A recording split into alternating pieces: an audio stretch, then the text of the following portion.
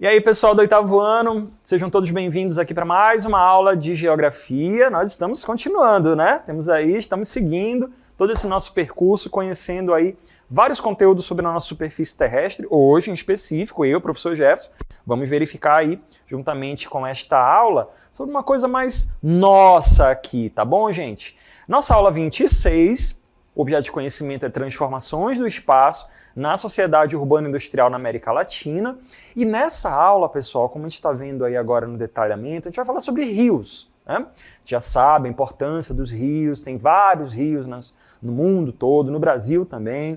Nessa aula em específico, a gente vai falar sobre a questão regional, né? O Rio Amazonas, a bacia hidrográfica amazônica e a importância dos rios aí até hoje para a vida das pessoas, por isso que tem que sempre se preocupar com essa questão da água na região amazônica. E é sobre isso que nós vamos ver nessa aula. Vamos lá.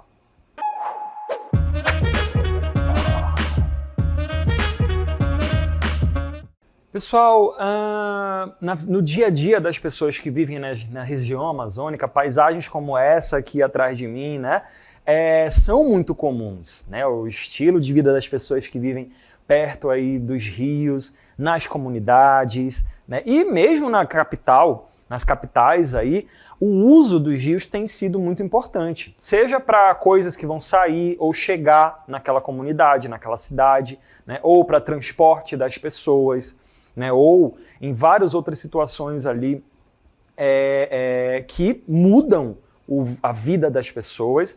O uso dos rios tem sido importante de maneira assim milenar, né? Há muitos anos tem essa importância aí com relação ao uso dos rios. Na região amazônica, dentro do território brasileiro, os rios também não poderiam ser diferentes. Eles têm aí um valor fundamental para o dia a dia das pessoas, né? Aqui na região amazônica, de onde essa aula está sendo transmitida, então os rios têm aí uma importância vital, né, para o dia a dia das pessoas. A gente vai fazer o que nessa aula agora, né? Eu aqui, né, juntamente com vocês, vamos verificar algumas informações sobre a questão do uso dos rios, sobre as características dos rios aqui da nossa região, pelo menos os principais, né, como é o caso do Rio Amazonas, que é o principal, e essa importância que eles têm ali para o nosso dia a dia. Beleza, pessoal? Vamos primeiro iniciar a nossa aula de hoje retomando o que é uma bacia hidrográfica, né? Você já ouviu falar, né? Você já viu aí, a gente vai ver nessa primeira tela agora com relação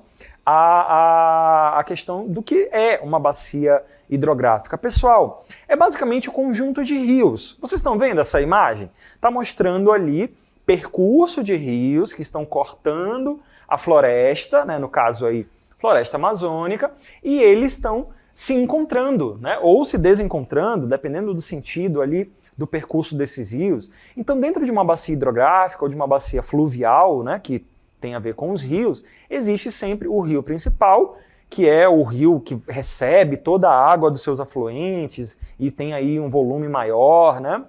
E é ele que vai acabar desaguando lá na foz, né? E todo o rio, toda a bacia hidrográfica também tem o rio principal e os seus afluentes, que são os rios menores, que vão se conectando com eles e vão formando essa grande rede de água que vai passando, não é? Então a gente tem ali essa característica como sendo a principal dentro de uma bacia hidrográfica.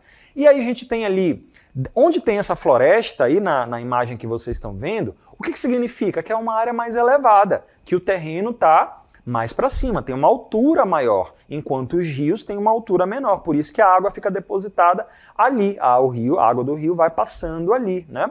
O que a gente fala quando tem ali o final de uma bacia hidrográfica? Existe o chamado divisor de águas entre uma bacia hidrográfica e outra, entre um conjunto de rios e outro. São áreas mais elevadas, onde outras bacias hidrográficas não se conectam.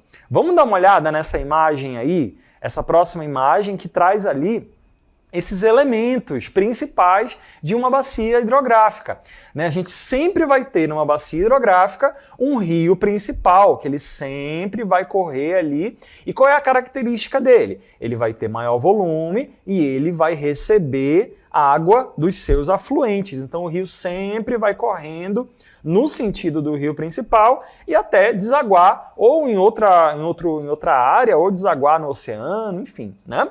Todo rio ele vai ter, toda a bacia hidrográfica, todo o rio principal dessa bacia hidrográfica, todos os rios, na verdade, vão ter uma nascente. Geralmente é uma área mais elevada,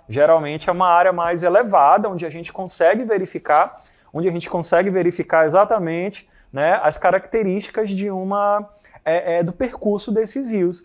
Então a gente consegue ver exatamente, né, que desde o começo todos os rios vão ter uma nascente, né? E assim como a gente também consegue encontrar o seu final. Todo rio vai ter uma foz, todo rio vai desaguar em algum lugar, né? Então a gente observa claramente, né, que tem um começo e um final. E de todos esses rios principais, eles vão ter, né, os seus afluentes. Então são rios menores que eles vão percorrendo, né, o seu percurso normal e vão literalmente descendo em direção a esse rio principal, né? Olha só os divisores de água que a gente falou aqui. Todo esse conjunto de rios que está aparecendo aqui, que eu estou circulando agora, ao redor desse conjunto de rios tem uma altura maior, tem uma área mais elevada, que não permite outros rios se conectarem a eles. Então é um sistema fechado, uma bacia hidrográfica tem essa característica e até eles vão se encontrando, os afluentes vão se encontrando, vão se juntando, as águas vão passando,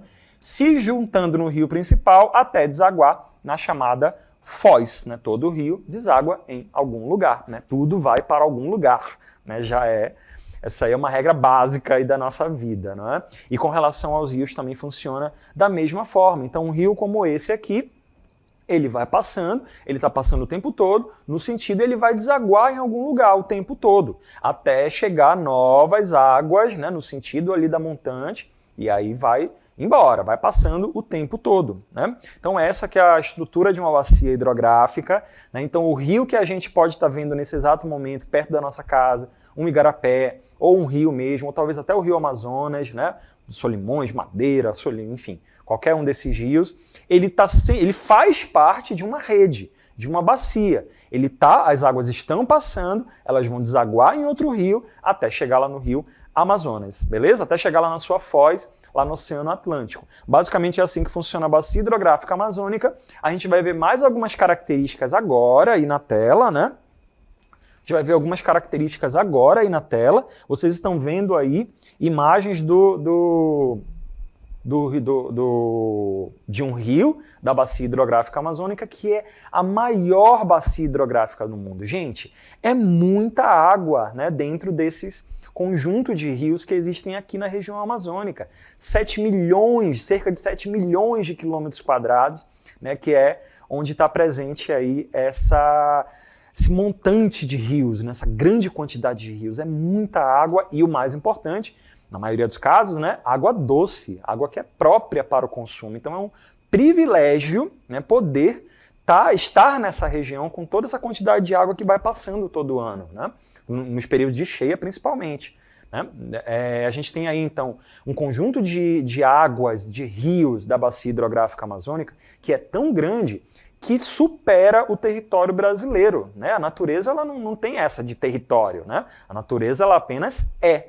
Então os rios da bacia amazônica, eles vão se conectar inclusive com outros países. Vai ter rio da bacia amazônica no Brasil, mas também vai ter rio na Bolívia, na Colômbia, na Guiana Francesa, no Peru, no Suriname, na Venezuela. Vai ter algum afluente que vai nascer nesses países e vai desaguar em algum rio aqui do Brasil. Então essa que é a lógica, né, dentro da bacia hidrográfica amazônica. Para vocês terem uma ideia, a bacia hidrográfica ela é tão grande que ela tem ali uma presença quase que gigantesca dentro do território brasileiro. A gente vai até dar uma olhada agora aí nesse mapa que mostra as bacias hidrográficas do Brasil, para a gente ter uma ideia.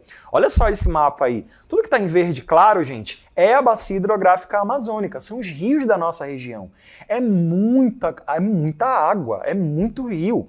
Então isso acaba gerando uma necessidade muito importante, uma importância muito grande. Olha o que a gente falou aqui, rios percorrendo no Peru, na Bolívia, na Colômbia, na Venezuela, vai ter alguns afluentes que vão se conectar com algum rio aqui da Amazônia. Olha só, né, as outras bacias hidrográficas do Brasil, elas não chegam nem perto, né, em quantidade de afluentes, de rios, né, de volume em si. Temos aqui o Rio Araguaia, a bacia do Rio Araguaia e do Rio Tocantins, né, a bacia do Paraná, que inclusive é muito importante, né, com relação ao volume de água doce para abastecimento, e todas as outras bacias que existem no Brasil, elas ali não chegam nem perto da magnitude que é a bacia hidrográfica amazônica. Então a gente vai ver agora na próxima tela, né? Nós estamos vendo agora essas outras informações aí na próxima tela, só aqui no território brasileiro, paisagens como essa aí que a gente está vendo, elas são muito comuns na região amazônica. É muita floresta, é muita água doce, né, que tem sido segurada e preservada durante os anos, né, aqui na nossa região. Então se a gente tem países vizinhos nossos aqui que fazem parte da bacia hidrográfica amazônica, né, a natureza do conjunto de rios aí fazem parte, né? Aqui dentro do Brasil a gente tem a participação de estados diferentes. É o caso do Acre, o Amazonas, de onde essa aula está sendo transmitida, Roraima, Rondônia, Mato Grosso, Pará e o Amapá vai ter alguma participação com algum rio, que vai se conectar ali com o rio principal, que é o Rio Amazonas aqui no Brasil, né? Que é esse grande rio que tem um volume gigantesco, mas que ele supera, inclusive, o território brasileiro. Né? Quando a gente pega existe, né, dentro dos estudos de hidrografia, né, no Brasil e tudo mais, né, tem uma área da geografia que estuda exatamente a dinâmica dos rios aí, né, a coisa da hidrologia, dos rios aí do mundo todo, né, a gente tem ali toda uma categorização, né, toda uma organização. O que vai ser rio de primeira ordem, rio de segunda ordem, rio principal. Mas para nossa aula aqui agora, para o nosso momento, a gente precisa entender que o Rio Amazonas ele se conecta ele recebe água de vários rios, vários afluentes aí espalhados, né, pela região amazônica, e ele vai nascer fora do Brasil. O que a gente pode considerar como esse rio principal, a nascente do que é considerado o rio principal da bacia amazônica, não nasce no Brasil, nasce lá no Peru. A gente tem até aqui, ó, esse mapa que mostra os principais rios, né, aqui da nossa região amazônica, dentro do território brasileiro, e a gente tem a participação deles aqui, ó, em todos os países vizinhos, todos não, né, em vários países vizinhos nossos aqui. Inclusive o que a gente chama de nascente, né, a gente tem aqui desde o rio Apurimaque, passando pelo rio Ucayali, e depois eles vão mudando de nome, porque afinal de contas a classificação varia de cada país, né? Rio Ucayali, o Apurimaque lá no Peru, o Rio Maranhão, entrou aqui ele inclusive tem o Rio Amazonas por lá fora também, né? Depois vira Rio Maranhão, entrou aqui no Brasil, em Tabatinga, vira Rio Solimões, né? Até chegar aqui na área próxima de Manaus, quando tem aquele famoso encontro das águas do Rio Negro, que está bem aqui nesse sentido, e do Rio Solimões, que está bem aqui nesse sentido. Eles vão se encontrar e vão formar o Rio Amazonas, né? E aí ele vai percorrer, fazer o seu caminho aqui até lá no Pará, né? Onde ele vai desaguar lá no Oceano Atlântico. Então, para vocês terem uma ideia da magnitude, né? Essa aula está sendo transmitida de Manaus, que está bem aqui. É só uma parte de toda a conexão de águas que existem aqui. E todos esses afluentes que estão aparecendo aqui, tanto na margem direita quanto na margem esquerda do Rio Amazonas, eles têm ali uma importância também. Eles vão levando água para esse rio principal, né? Seja o Rio Madeira, seja o Rio Tapajós, seja o Rio Solimões, enfim. Todos eles vão ter alguma participação nesse conjunto de águas aí. Agora, nessa próxima tela, eu vou apenas mostrar alguns destaques aqui da nossa região, né? Com relação a alguns rios que são importantes, né? Com relação a alguns rios que são importantes para a nossa região amazônica, a gente já viu agora há pouco, né? Esses rios aí, né? Vários rios, né? Com relação ali às conexões que existem ali na região amazônica. E agora a gente está vendo esses destaques que a gente está fazendo para vocês aí de alguns rios da nossa região. da nossa região, né? Nós temos aqui o primeiro destaque, que a gente vai ficar vendo só o mapa aqui por enquanto, né? Nós temos aí, por exemplo, o Rio Solimões e o Rio Madeira, né? São rios importantes aqui para a região amazônica. Vários municípios do Amazonas também são banhados, né? Esses rios correm ali, fazem esse percurso, né? Nessa parte mais aqui do lado da esquerda, né? da margem esquerda do Rio Amazonas, temos aí o Rio Negro, o Rio Branco, né? Essa região aqui onde fica Roraima, onde fica esse extremo aí do noroeste aí do Amazonas, né? Também é uma parte muito importante. A gente tem também ali na área próxima, né? A Manaus aqui, os municípios mais próximos de Manaus, né? Onde corre o Rio Madeira também, o Rio Tapajós, que já vem de outro estado do Amazonas, né? A gente tem também, então, cidades que recebem água e que acabam se beneficiando dessas áreas aí, né? Dessas conexões. Lá fora do Amazonas, também o Rio Xingu vai ter essa conexão lá no estado do Pará, né, lá para eles, então vai ter essa importância também para quem vive em comunidades próximas a esses rios. São os principais rios do Amazonas, né, são os principais rios da região amazônica como um todo, né, seja o Rio Tapajós, seja o Rio Solimões, o Rio Madeira, os municípios que estão presentes no percurso desses rios, são municípios aí que acabam se vinculando muito a esses rios ali, né? Os municípios que vão correndo aí ao longo desses rios se organizaram, historicamente falando, e se fincaram ali, as comunidades estão presentes até hoje e dependem muitos desses rios, né? Sobre dependência dos rios, esse é um tema que é muito importante a gente ver, porque os rios eles são utilizados pela humanidade e também pela região amazônica de várias formas, né? Principalmente quando a gente fala de dinheiro, né? Afinal de contas, a gente também faz parte desse sistema todo aí, né? De uma forma um pouco diferente. A região amazônica tem poucas estradas, a gente já sabe disso, né? Por vários motivos, né? Que impedem aí a gente ainda ter essa presença das estradas por aqui, né? Então os rios eles ainda são muito importantes. E é isso que a gente vai ver agora nesse momento aí da aula, ó. Vamos verificar ali a importância dos rios da bacia amazônica, que é, por exemplo, o abastecimento das cidades e das populações ribeirinhas. Qual é, nesse sentido, qual é a importância para as pessoas nesse sentido aí? A gente está vendo o uso da água para atividades domésticas até hoje, casa que fica na margem do rio ali, ou de algum igarapé menor, né? Usa simplesmente para lavar louça, para lavar roupa, para tomar banho, né? As pessoas ainda usam nesse formato, né? Também para o desenvolvimento da agricultura, da pecuária, né? Precisa de água, então áreas mais próximas das águas dos rios acabam se valendo, né? As áreas de várzea ali principalmente, né? A terra firme também precisa de água para poder fazer determinadas atividades, né? Então quem está mais próximo dos rios acaba se beneficiando.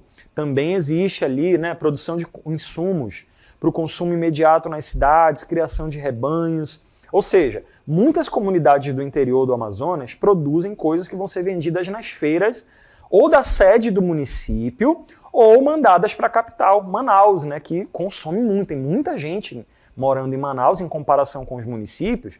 Então o que é produzido no interior acaba sendo mandado ou para Manaus ou para as cidades polo, né, para as cidades ali que tem muita gente morando, né? Então, quando a gente fala de abastecimento, a importância dos rios também passa por esse sentido, do uso da água para a produção, né? Para a produção das coisas, tá? Vamos continuar verificando outras informações ali, que é com relação, por exemplo, à navegação. Claro, né? A gente, devido à falta de estradas, devido à falta de modais de transporte aqui na nossa região, historicamente falando, não houve, né, esse desejo, né, dos governos ao longo das décadas, né, nem mesmo quando era império por aqui, né, não houve esse desenvolvimento da questão do transportes. Então o que foi feito é o uso dos navios, dos barcos, seja de pequeno, de médio, de grande porte, para transportar as pessoas e as mercadorias. Aquelas bananas que foram colhidas ali são mandadas pelos navios, ali pelos barcos, para os outros municípios, ou para a sede do município, enfim, né, vai sendo trazido ali. Uma pessoa que está passando mal, está com alguma doença grave, que naquele município, naquela comunidade, não tem como ser atendida, essa pessoa pega uma embarcação, que é mais lenta, né, do que outros modais, do que um avião, por exemplo, e ele vai para alguma cidade que tenha esse tipo de atendimento. Então, a navegação acaba sendo importante, né, para vários serviços, para o comércio, que tem ali ainda, né, em várias áreas, essa característica, né, de esperar chegar por barco determinada mercadoria que as pessoas estão precisando, né? O refrigerante, a gente já falou sobre multinacionais aqui, né? Aquele refrigerante, aquelas bebidas lá que os adultos gostam de tomar, né? Comida, né? Roupa daquela marca lá em específica, aparelho eletrônico, né? Televisão, geladeira, enfim. Daquelas empresas lá famosas, muitas delas transnacionais, elas vêm pelas embarcações. Então, as embarcações, ou consequentemente os rios, acabam sendo muito importantes. Outra coisa que a gente vai ver na próxima tela ali é justamente aqui onde eu estou, aqui a questão da pesca, né? Usado tanto para consumo e para o sustento das famílias, né, quanto para o comércio local e das outras regiões. Ora, aqui na Amazônia, em média, pessoal, quando a gente compara com o território brasileiro, a região amazônica consome muito peixe, claro, né?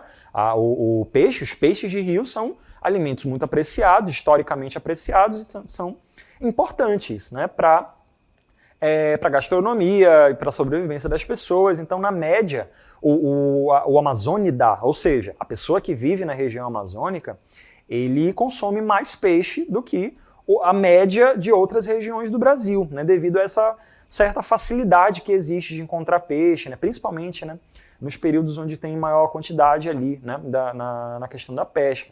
Exportação para outros mercados consumidores também acaba tendo ali. A gente tem a experiência aí já de muitas cooperativas, de pessoas que já têm uma prática de criar peixes ali de maneira controlada e não necessariamente pescando solto nos rios, né? E sim ter uma área controlada, né, fechada ali, cria-se um lago bem grande, onde os peixes vão se reproduzindo e tudo mais, e não uma área aberta como essa aqui. Então tem todo um controle, né, a chamada piscicultura, que é um trabalho, é uma atividade onde comunidades, cooperativas, enfim, acabam realizando esse tipo de controle, né, com relação à pesca e gerando dinheiro, né? Também tem essa possibilidade de usar as águas da região amazônica para a pesca, né? Acaba sendo importante também. Vamos continuar verificando outras informações que servem como importantes para a questão do uso dos rios aqui na nossa região. Uma delas também passa por essa questão cultural, né? A questão do turismo, né? Claro, que a gente vai ver agora aí, né? A gente está só esperando aparecer, né, as imagens aí, né, na tela para vocês. A gente tem aí a questão do turismo como sendo muito importante, né, para as pessoas que trabalham com turismo e para os turistas em si. O turismo realizado em áreas de praia de água doce, né, que são, claro, muito comuns aí, né? E a gente tem, por exemplo, o turismo ecológico, quando as pessoas vão para essas áreas porque elas querem. O que um turista quer, na maioria dos casos, quando ele vem visitar Manaus e o interior do Amazonas ou de outros estados aqui da região norte, né? Ele quer ter essa vivência de uma área de rio, área de floresta, né? Quer, às vezes, conhecer, né, uma comunidade indígena, né? Ou conhecer a alimentação, né? Então ele quer ter essa vivência, o calor, né? A gente, por incrível que pareça, gosta de calor, né? Enfim, quer ter essa vivência, né? De ter essa experiência de passar por uma área com características de clima equatorial, características de área tropical, né? Enfim. Justamente com essa característica. A Amazônia, ela vira uma coisa exótica para o turismo, né? Que é uma área de mata fechada, rio de água doce, enfim. As casas, né?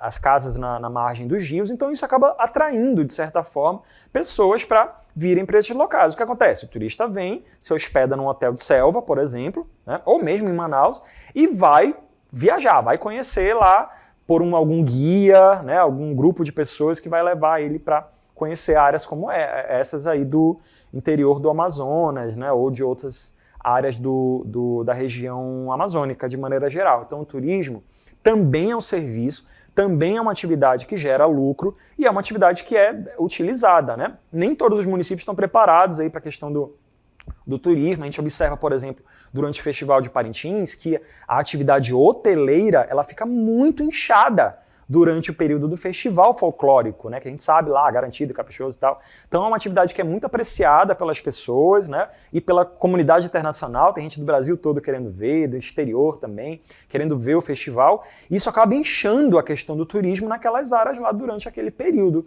Então também é um serviço, também é um trabalho a ser feito na região amazônica. E tem vários outros exemplos ao longo aí, né? O turismo aqui na Amazônia ele poderia inclusive ser mais, ainda mais, né?